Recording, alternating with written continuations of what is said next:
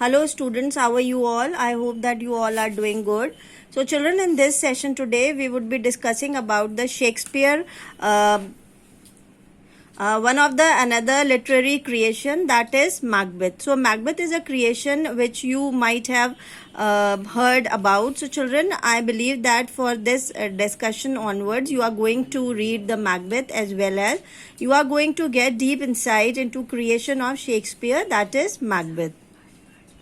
So children, as you know that we have already done one tragedy of Shakespeare, that is Hamlet, in our previous term, and you are very much familiar that Shakespeare is known as the writer of tragedies more than other kinds of plays that he wrote in the latter part of the 16th and the earlier part of the 17th century. So this place belongs to the first decade of the 17th century. This, you know, is a part of that phase when Shakespeare, who's supposed to be in the dark mood, he became person of dark mood in the earlier part of the 17th century. I will not be going into detail while he became so pessimistic, so tragic, and so very sad. But we will try going to capture the mood of tragedy, mood of destruction, death and violence. You know, all these things are reflected in this play, and that's a kind of point that you know that has keep in mind in order to comprehend the range and depth of dark emotions of Shakespeare. To say Macbeth, as I have said, belonged to the first decade of the 17th century, and that is the period in England of instability. And England was not as sure about itself as it was in the later half of the 16th century, when Queen Elizabeth ruled for a long time. So great writers always grasp the reality of their time, then they make it a part of their understanding, and then they write out them. So they take their pen in their hand, paper in their hand, and then they compose poems and compose plays, and then they present them on the stage. So Shakespeare would have been doing all this, and then would have written Macbeth, which is the most shortest among all the other tragedies of Shakespeare. The three other tragedies are Hamlet, which we have discussed in our previous term, Othello, and King Lear. And Macbeth is a story of an ambitious and imaginative general who is driven by his wife, or by his ambition to murder the King of Scotland. And children, in Macbeth, both the Macbeth and Lady Macbeth would die. Now let's see the characters who are involved in this play. First is the Macbeth, who is the tragic hero Thane of Glamis and Thane of Cawdor and King of Scotland. Lady Macbeth, she is wife of Macbeth, and she is ambitious lady who loves his husband. Now King Duncan, he is a loyal king of Scotland and father of Malcolm and Donalbain, and he was murdered by Macbeth and Lady Macbeth. Now the next character is Macduff. He is a noble man of Scotland who was killed by Macbeth in the end. Who killed Macbeth in the end. Now the next character is Banquo. He is Macbeth's best friend and father of Fleance. Now we have the three witches in the play who will predict the future of Macbeth. Now the next character is Malcolm, who is Duncan's eldest son, and Donalbain, he is the Duncan's youngest son. So all these characters we will see in this play Macbeth.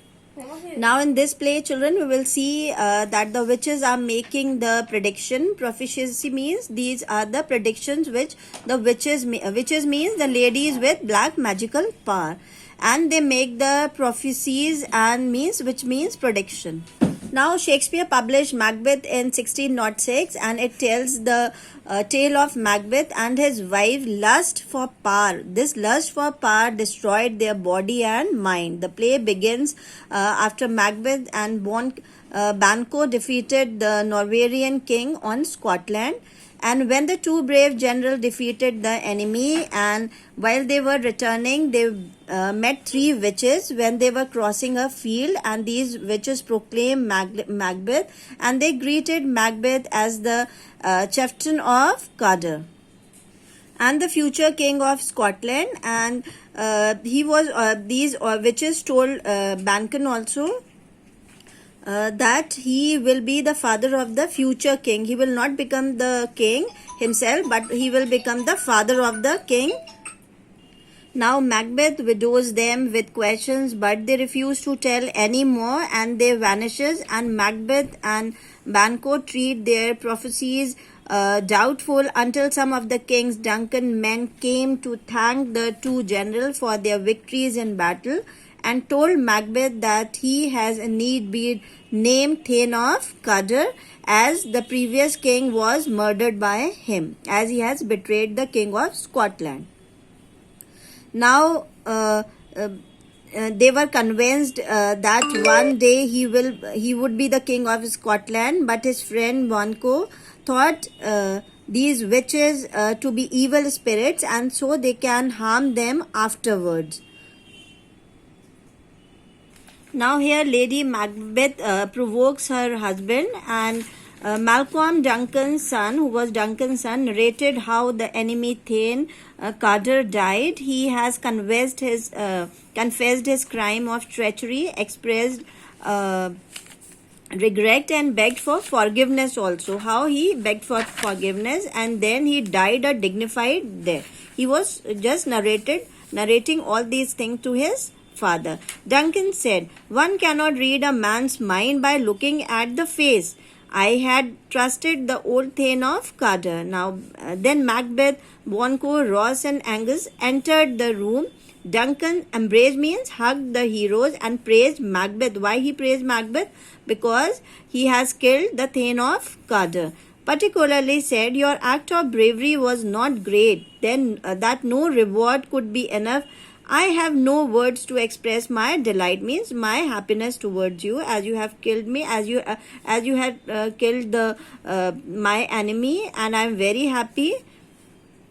Macbeth expressed his gratitude suitably. He said, "I have done my duty, O king, just as a child obeys its parents and servants serve their masters. Similarly, we did what was required to safeguard your honor." Now